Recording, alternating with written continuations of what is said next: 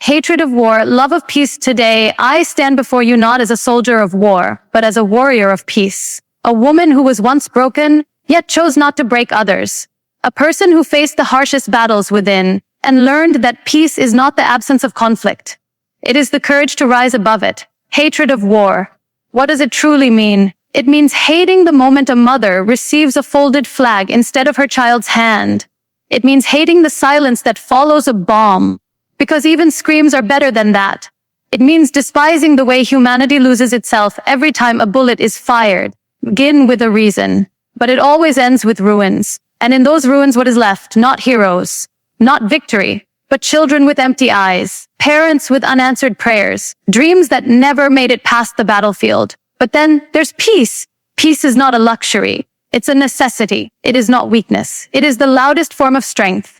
It is not silence. It is harmony. When I lay in a hospital bed, paralyzed, I had a war of my own. But even there, I learned hatred cannot heal. Only love can. Blame cannot rebuild. Only hope can. And vengeance cannot restore. Only forgiveness can. You see, war destroys from the outside in, but peace builds from the inside out. If we can teach a child to hold a paintbrush instead of a weapon, if we can teach a young soul that dialogue is stronger than destruction, if we can show the world that compassion isn't weakness but wisdom, then maybe, just maybe, we can win the war without ever fighting one. So I ask you today, be the peace you want in this world.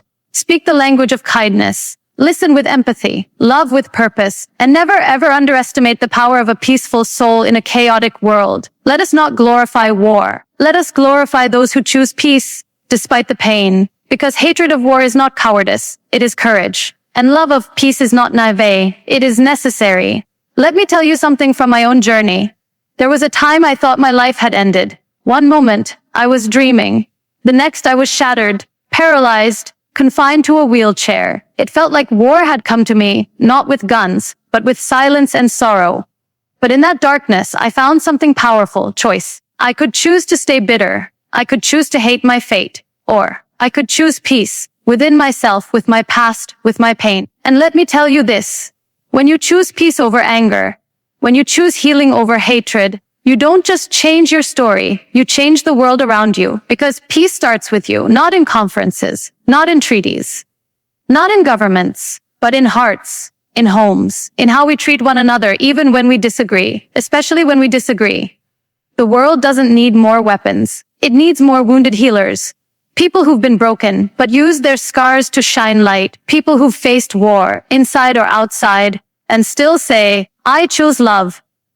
So to the young girl who feels unheard, to the boy who feels like anger is the only language he knows, to the leaders, the teachers, the dreamers listening to this today, you are powerful beyond measure. But your greatest power is not your voice raised in rage. It is your voice raised in hope. If my wheelchair can move people's hearts, then imagine what your voice, your actions, your compassion can do. Let's stop romanticizing war and start respecting peace. Let's stop waiting for peace to come and start becoming it. Because peace is not a destination. Peace is the path. And that path begins when you decide that love is stronger than hate. That understanding is louder than noise. And that even in a world full of conflict, you choose calm. Let the world throw its storms. Let chaos scream and shadows swarm. But be the calm within the wave. Be the hope you wish to save. When war knocks, let love answer. When hatred grows, be the cancer that kills it gently. With grace, not rage. Let your heart be the healing page. We are not here to be perfect. We are here to be real, to cry, to break, to rise, and most of all, to heal. So let this be your legacy, that in a world where it was easy to hate, you chose to love. That in a time where division was normal, you stood for unity. That when war seemed inevitable, you built peace. With your words, your actions, your soul. You don't need legs to stand for something. You don't need arms to lift someone up. And you don't need a crown to change the world. You just need a heart that refuses to give up.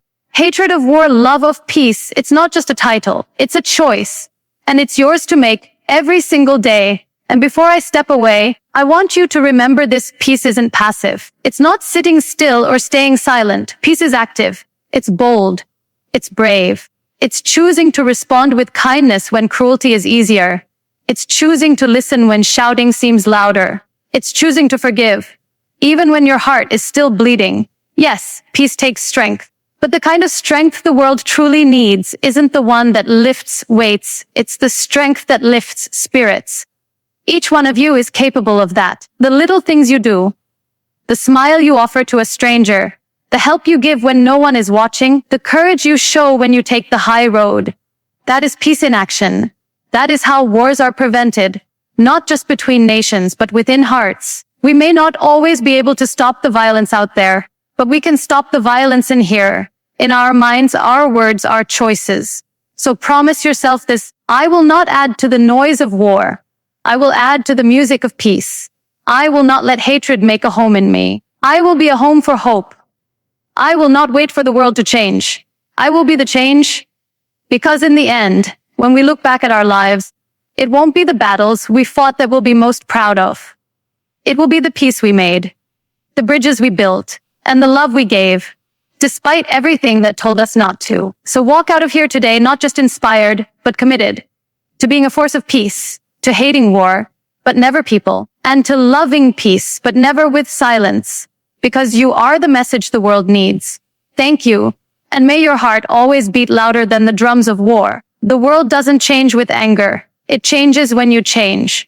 When one person stands up and says, I will not pass this pain on, ends with me, that's how peace begins. You see, hatred is contagious, but so is love.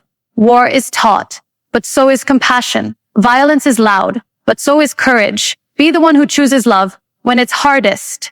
Be the one who still believes in peace when the world tells you not to. Be the one who forgives, because you know healing matters more than hurting. You don't need to be famous. You don't need a title, a crown, or a stage.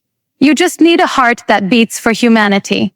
And don't you dare underestimate the power of that, because maybe you are the teacher who inspires a future leader of peace. Maybe you are the voice that stops a hand from becoming a fist.